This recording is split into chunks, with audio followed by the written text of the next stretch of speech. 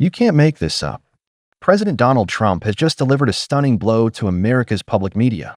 The Corporation for Public Broadcasting is in full shutdown mode after losing its entire $1.1 billion federal budget. Welcome back to American Info. This isn't just a boardroom decision, it's a cultural and civic collapse. CPB has supported over 1,500 local PBS and NPR stations since 1967, funding news, emergency alerts, educational programming, children's shows, and local journalism, especially in rural America. Now it's shutting down, leaving many small stations teetering on the brink of extinction. This move is a direct result of President Trump's executive order and made to end all federal funding for NPR and PBS, calling them biased and harmful to journalistic independence. That was followed by Congress passing a rescission bill that clawed back $1.1 billion in CPB funding through July 17th, despite last-minute bipartisan attempts to restore it. Today, CPB announced it will begin an orderly wind-down of its operations. Most of its fewer than 100 employees will be laid off by September 30th, 2025, with a skeletal team remaining until January 2026 to wrap up licensing and music royalty arrangements for stations still reliant on CPB funds.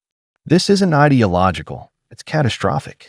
Stations in rural, underserved communities relied on CPB for up to 70% of their funding, with grants accounting for half or more of their total budget. In many small regions, CPB support was a lifeline for news access and emergency alerts. Without it, local outlets are downsizing staff, cutting services, or closing entirely.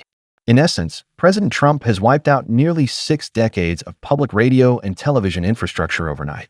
CPB was created by Congress in 1967 under Lyndon Johnson's administration, marking the golden age of public media and investment in civic journalism. Today, that legacy ends in defunding, forced closures, and public outrage. This is more than a political victory for conservatives. It's a structural attack on community media, educational content, emergency systems, and public trust. Critics warn this move will hollow out independent journalism, deepen news deserts, and erase local cultural voices American info viewers rely on. Public response has been fierce. Media advocates decry the choice as an assault on democracy, vowing that programs like All Things Considered, Masterpiece Theater, Sesame Street, and countless local productions now faced extinction in the towns that depend on them. The loss isn't limited to big city outlets. It's local radio in small-town America where CPB dollars were most vital. So here's the message. Public broadcasting, trusted for generations, is collapsing. The lifeline for rural media, children's programming, public journalism, emergency alerts, and local culture is tied to federal funding. That lifeline has just been cut. This was today's explosive update. We want to make it clear that our videos do not contain misinformation. Our only goal is to deliver true and verified news to you. If this information hit home, please share your thoughts in the comments, and don't forget to subscribe to the American Info channel. Thank you.